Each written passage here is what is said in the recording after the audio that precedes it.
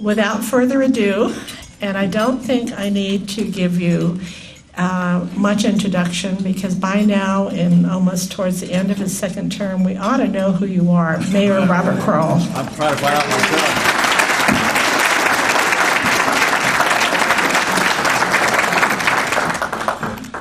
Well, good afternoon, everyone. What a wonderful crowd it is today. And unfortunately, it's a beautiful day out there today, but so we were all kind of thinking for some snow and some rain. We got a little bit yesterday, but we need a little bit more. But I want to thank you all and welcome you to another State of the City address, and thank you for giving me the honor of presenting some of the highlights and hallmarks of this past year and some of the challenges for the coming year.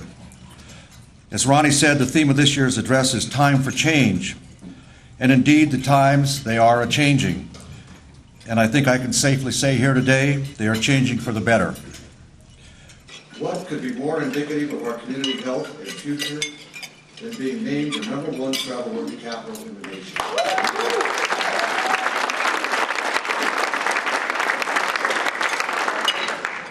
That tribute belongs to all of us, individually and as a community, to all of you who voted, and yes, voted often, a heartfelt thank you. It is now our challenge to live up to the honor bestowed upon us. And I'm here to say, if last year is any indication, we are up to the task. In that regard, I'm sure you've noticed that our Visitors Bureau, the Chamber, and numerous businesses have wasted no time in marketing our first-class status, and rightly so. Let me go through just some, and I emphasize the word some, of the many positive highlights, both public and private, that our community saw this past year. First, and perhaps foremost, our unemployment rate declined significantly. As stated by the Department of Employment and Training in its brief for October 2014, quote, unemployment in the Carson City Metropolitan Service Area fell by 2.7 percentage points relative to October 2013 to 6.8%. This is the largest year-over-year decline in the state capital's unemployment rate since March of 1999. That said, our march to full employment is not over by any means. It is important to remember that behind that percentage figure are the faces and families of some 1,860 wage earners in our community who remain out of work. Consistent with the decline in our unemployment, our community has also seen a distinct increase in sales tax revenues. As you know, and I don't need to tell you in this room, public services at the local level are funded in large part, along with property taxes, by sales taxes. For the first 4 months of this fiscal year, we experienced an increase of 8.75% compared to our budgeted forecasted increase of 3.5%, or about $1 million increase in revenues over budget for this year if those figures and percentages continue to hold. The increase in sales tax revenue is obviously helpful in funding necessary public services, particularly in the area of deferred maintenance that I will talk about a little later. More importantly, however, from an economic standpoint, the increase in sales tax revenue means that there's an increase in the size and number of taxable transactions, which is indicative of an improvement in our local economy and our community health. And ladies and gentlemen, that is good news. And yes, with the increase in sales transactions, we are seeing an increase in our property values. The average increase in assessed value this past year has been about 7%. And while that might, depending on the status of an individual's abatement account, mean an increase in property taxes, it also means that the investment many have made in their homes is finally beginning to show a return. And that too is good news. Bond ratings are an important and independent measure of the investment or financial risk rating agencies attribute to our community. In turn, that risk translates into the interest rates necessary to attract investor capital for our public indebtedness.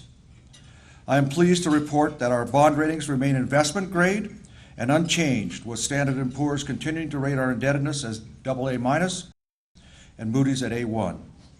Those ratings enabled us to get favorable financing terms for our water and sewer bonds, as well as our recent infrastructure bond, which was issued with an interest rate of 3.7%. Big difference there, man. Between low capital and no capital. Another indication of an improvement in our local economy comes from our planning folks, who report that there is a decided uptick in development buzz in our community. Much of that buzz can be seen in the number of new chamber members and the corresponding number of ribbon cuttings. As Ronnie Hanneman, Executive Director of the what I call the ubiquitous Chamber of Commerce, is often heard to say, we should proudly, and I mean proudly, celebrate each and every one of those events, no matter how large or small, as they all contribute to the overall health of our city. They are all important. And while talking of the Chamber, the recent renovation of the Chamber offices is simply striking. Likewise striking are the new downtown digs of the Carson City Convention and Visitors Bureau. For many of those visiting or seeking to move here, both of those entities are the first faces of the city that they often see. And they are both, in my view, and I believe they will be in your view, top drawer. If you haven't seen them, I encourage you to stop by. I think you will be very impressed. Indeed, the numbers tell a story as well. And here are some of the more interesting statistics that are a reflection of the economy in our community. Our building department reports that permit valuations have increased some $2.1 million over a similar period in 2012. In 2011, there were 7 homes permitted, of which 6 were in Silver Oak alone. 7 homes in 2011. As of 2014, 35 homes were permitted, with 19 of those in Silver Oak. While 35 doesn't sound like a lot, I'm reminded that during my first year as mayor, I think there were perhaps only 3 homes started in our community, if that. And speaking of homes, the revitalized Schultz Ranch development is starting its first phase of its 100 homes, with the offsites being constructed this year. This development is a multi-phase development with a projected build-out of 412 homes. Suffice it to say that the trend in home construction is on the upward swing, fueled, I believe, in large part by the low level of our utility connection fees, and the trend is good news. With respect to apartments, a recent study by Johnson & Perkins pegged our apartment vacancy rate at just 2%. And according to studies by NAI Alliance at Supervisor Bunkowski's firm, current office vacancies are pegged at 15.9%, down from 17.9% in 2011, and our industrial vacancy rate is 7.1%, down from 11.43% in 2011. Studies show that low industrial vacancy rates are a leading indicator of primary job growth and forthcoming economic activity. Their retail vacancy study was not completed in time for today's remarks, but I'm told, however, that the initial numbers on retail stores indicate a significant improvement compared to 2011. All in all, ladies and gentlemen, those indicators are positive signs for our community's economic health. Our community also saw many positive developments last year for which we should be proud. To name just a few, Western Nevada College received a $4.5 million workforce development grant, and it should come to no one's surprise that our region's continued economic development depends upon a trained workforce. Western Nevada College is a critical link between our K-12 education system and our business and development community. And we are fortunate to have the college in our city under the leadership of President Burton. For the first time in our city's history, we achieved the coveted distinction as a bicycle-friendly community from the League of American Bicyclists, a designation that complements our earlier designation as a runner-friendly community. Make no mistake, designations such as those are near the top of the list for businesses and families seeking to relocate in our area, and indeed, for those merely taking advantage of our tourist attractions. And of course, a pedestrian and bicycle-friendly community is a large part of the unparalleled quality of life we residents enjoy every day in our fine community. Not to be outdone, for the second time in our history, we will have a United States naval ship named for our city. The USNS Carson City, JHSV-7. The keel of the Carson City is being laid this spring in Mobile, Alabama, and it is tentatively scheduled to be christened later this year. Thank you to the Carson Council of the Navy League and the Nevada State Museum for arranging the creation and presentation of a ship's gift from our community to the Carson City. A time-honored Navy tradition, the gift will be permanently displayed on the Carson City. And I can tell you today that the other day I just received a note from Peter Barton to let me know that the museum will be receiving memorabilia from the USS Carson City Patrol Frigate 50 from the family of a sailor who served on her. Peter suggests that we create a special place in the military nook of City Hall to display this interesting collection, and I know our Marine Colonel City Manager will do just that. Thanks to you, Peter, and thanks to the donors. Thanks to the numerous volunteers, including Muscle Powered, we opened the 7.2-mile hiking and biking trail from Ash Canyon to Kings Canyon. This trail is part of an overall trail system contemplated for our area, including Douglas County. It is not only extremely well constructed, but offers tremendous views of the area we call home. I would be remiss if I didn't mention one of those volunteers in particular, Jeff Potter. A postman by trade, Jeff can always be seen building trails that provide an important dimension to our quality of life. On short notice, extremely short notice, and with the help of many, we were able to hold the Sesquicentennial Fair at Fuji Park. This fair, which received several achievements from the Western Fair Association, was simply a gem enjoyed by many, in addition to providing a forum to showcase our area's agricultural activities in groups such as 4-H and FFA, groups so necessary for the continued health of our community and region, and indeed our country. I want to say a hearty well done to all those who participated and helped with the Sesquicentennial Fair, and give a particular thank you to Judge Roby Willis for planting the seed and Marina Works for making it grow. It will be hard to top that event this year, but we're going to give it a try. Our achievements bode well for our community. In addition to complementing our new designation as the #1 travel-worthy state capital, those achievements are quality of life measures important to families and businesses, as I mentioned, who seek to locate here. And of course, it is not all happening in Carson City. There were tremendous regional economic developments that occurred as well, and those economic developments will benefit us. Thanks to Governor Sandoval and his energetic economic development team, we will see Tesla construct and operate a lithium gigafactory in our neighboring Story County. If I may be permitted a personal aside, many of my city and county colleagues kidded me about getting the marketing jump on other counties when I did a live interview on CNBC the day the announcement of Tesla was made, and ended up, to my surprise, with the headline, "Live, Work, and Play with Tesla in Carson City."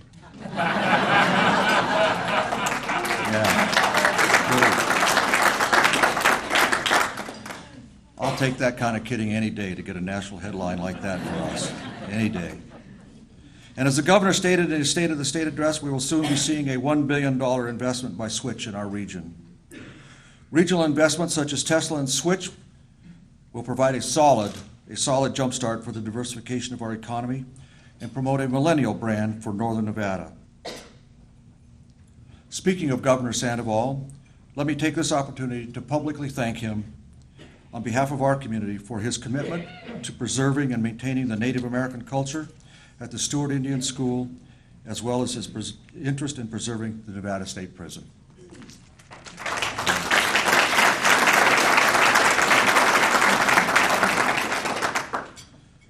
I'm here to say that while the governor always has a full plate, he always, and I mean always, finds room for Carson City. This past year also saw the city partner with the private sector on several fronts. We entered into an agreement with the Nevada Humane Society to run our Animal Services division. The Nevada Humane Society represents the gold standard in animal services, and we are proud to have them in our community under the leadership of our own state senator, Ben Kekeffer. Next, we entered into an agreement with Charles Abbott Associates to operate our building department. Charles Abbott is a recognized leader in our state in operating building departments. Later this year, we will be partnering with the McFadden and LoPiccolo families to close and build out 3rd Street as a community gathering place. Thank you to the McFadden family for contributing $125,000 for this project in the name of their father, Bob McFadden, who I know many of you remember as a man of vision with unsurpassed passion for this city. And many thanks to the Redevelopment Authority Citizens Committee for bringing this project forward.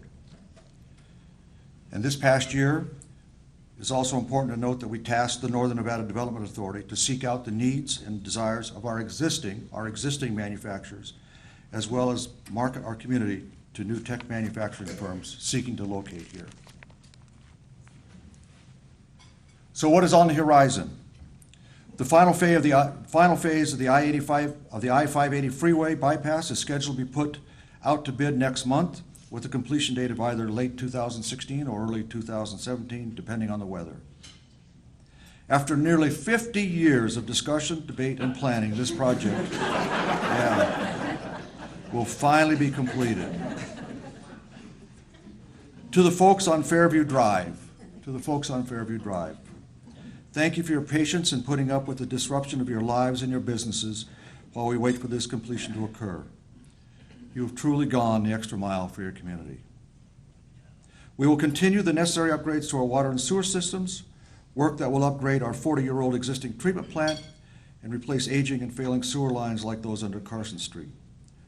While no one likes to see their water and sewer rates go up, those rates provide the necessary resources for creating and maintaining necessary water and sewer services over time. Promised as part of the 1996 Quality of Life ballot measure, the Multi-Athletic Center, or MAC, will soon break ground next to the Boys and Girls Club.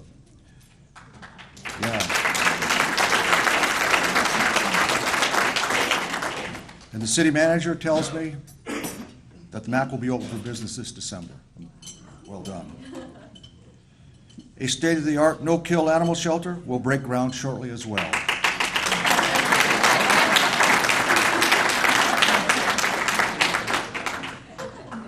And likewise, I am told that the shelter will be open for business this coming December as well.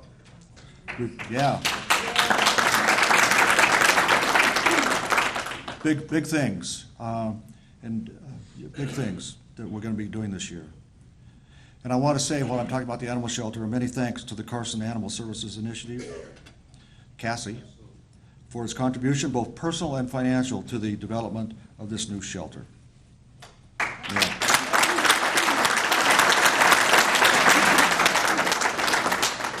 Next month, the Board of Supervisors will pick the general contractor for the initial phase of our corridor improvement projects. Once the legislature ends sine die, and they will end sine die at some time,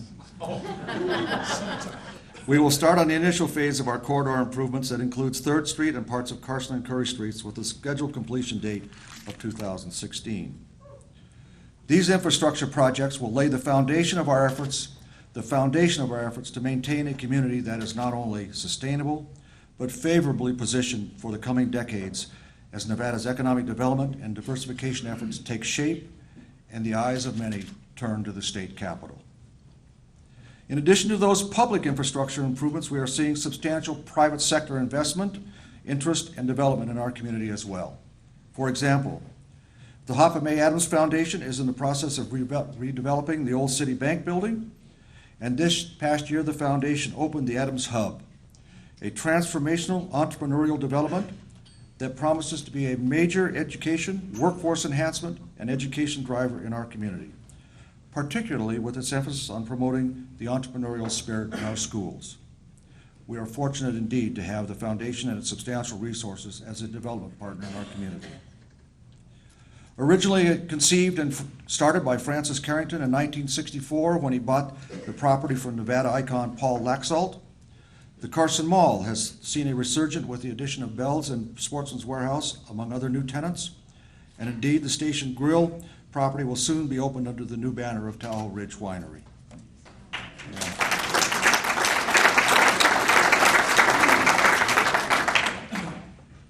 And of course, I would be remiss if I didn't mention one of my favorites. Carson Mall is the home of Charlie's Grill Subs, operated by none other than Charlie's Supervisor Bagwell's family. I tell you what, if you haven't had Philly cheesesteak after a few hours of skiing, you don't know what you're missing. The Lake Tahoe Brewing Company is renovating the old Silver Spur building that recently reopened as a brew pub. From what I understand, the initial reaction of those who have partaken of this new eatery is quite favorable. Dunkin' Donuts opened the first of multiple Northern Nevada stores on the Hone Plaza 50 shopping center across from where we are today.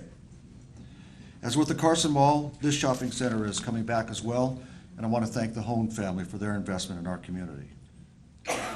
And Jimmy John's, Buffalo Wild Wings, Wingstop, Ross Dress for Less, and others opened in the Southgate Shopping Center, along with another Jimmy John's and Taco Bell in North Carson. On the drawing board, a large-scale development on the Nugget parking lot areas that may potentially include a hotel, convention center, technical and general office space, and a parking garage, all privately financed, looks to be proceeding favorably. A landmark in our community and downtown core area, I'm told that there is the possibility that the Ormsby House will reopen this year, providing, we need the support. We need to give them the support. And I say that because the Ormsby House is really an icon in our community, and it is an important piece of creating a vibrant downtown consistent with what the community has said going forward to improve our downtown streetscape. So I look forward. Hopefully that will happen. I know, we sometimes kid about it, but it's the instructions are out to our city. You do everything we can to make sure that property gets open. So we'll see.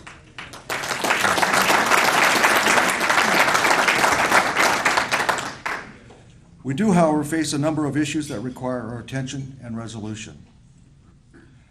As development occurs in our community and our economy continues to improve, we will see, and indeed we are seeing, a corresponding increase in the demand for public services. Those increased demands will need to be met in a measured and cost-effective manner, balanced with our desire to maintain our quality of life. And speaking of quality of life, the depth of the recession caused us to deplete our rainy day fund and defer maintenance projects in order to maintain a level of stability in the rendition of public services.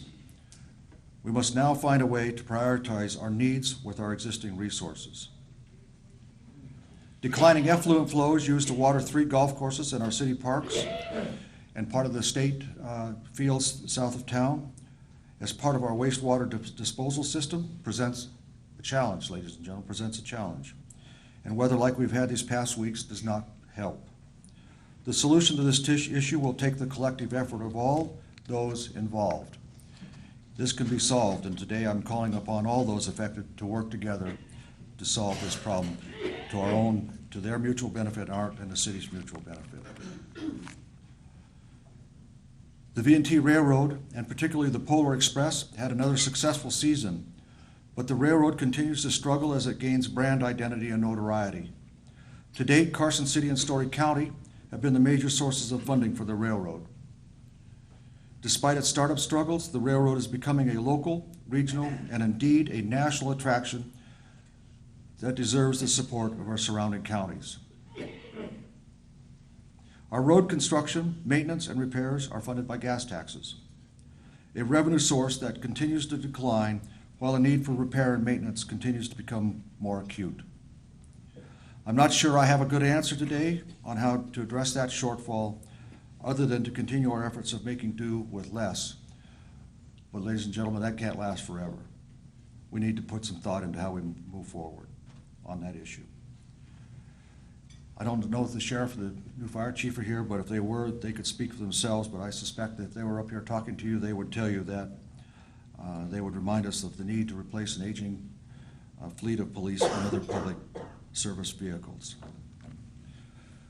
Those things said, in the end, as in the past, we will address and resolve those issues and others, and there are many others, in a transparent, common sense, business-like fashion. You will note that my remarks today have touched on many different developments, highlights, and subjects. I've done that on purpose. As you've heard me say before, in my view, we are not just a collection of neighborhoods existing together in a geographically constrained valley. Rather, we are a community in every sense of the word. Yes, we are made up of different economic sectors such as retail, manufacturing, professional services, tourism, to name a few. Over the years, our community has attempted brand development exercises in an effort to define who or what we are or what we want to be as a community. Are we a government town, an educational community, a dining mecca, a tourist destination, a retirement community, a tech manufacturing community, or any other community of any other labels, any number of other labels? During my term as mayor, I have personally come to the opinion, this is my own personal opinion, that it is a fool's errand to pick out a brand or a label and say that is the dominant brand of who we are or who we want to be. In truth, each of those brands or labels represents a microeconomy of our city, and they are all economies that are important in some fashion to our overall economic health and sustainability. Indeed, as the president of a company seeking to locate here once told me, those microeconomies are signs of a diversified portfolio, something every investor seeks for long-term security. And for my part, I find that looking at our community in those terms is helpful because it forces me to look at developments and public infrastructure developments in particular from a holistic perspective on how they interact with all our microeconomies as opposed to creating or fostering economic silos. The infrastructure improvements our city is currently undertaking, water, sewer, animal shelter, athletic center, streetscape improvements, and making a more pedestrian-friendly downtown, are all infrastructure improvements that support the various economies throughout our city. Indeed, they are all improvements needed for the successful long-term sustainability of our city as a vibrant, successful community where there is an infrastructure platform upon which both people and private businesses can build and maintain an economy that supports not only the unparalleled quality of life that we enjoy today, but promotes the economy and quality of life we desire for our children and grandchildren. In short, they promote an economy that continues to support all the different demographic groups that have come to call Carson City their home. Developments such as Switch and Tesla are a great help, indeed a tremendous help. For the first time that I can recall in the last 30 years, we are seeing the beginning of a true diversification of our region's economy. Diversification that will bring about quality growth and the type of sustainability I just mentioned. This is a brass ring just waiting for us to grab hold. We must not miss the opportunity to maximize the enormous potential of that diversification. And as our region and state goes through this change, it is important to recognize, not only recognize, but to capitalize on the fact that we are the state capital. We have not only the opportunity, but in a very real sense, the obligation to provide and present a face to the world that shows our pride in being the capital of the great state of Nevada. And as I stated at the outset, ladies and gentlemen, if last year is any indication, we can definitely do just that. Thank you again for the opportunity to present to you today. Through the dedication and hard work of our city employees and the many folks in our community, like those of you in this room today, I am proud to report that the state of our city is sound and getting stronger. Let's keep the momentum going. Thank you very much.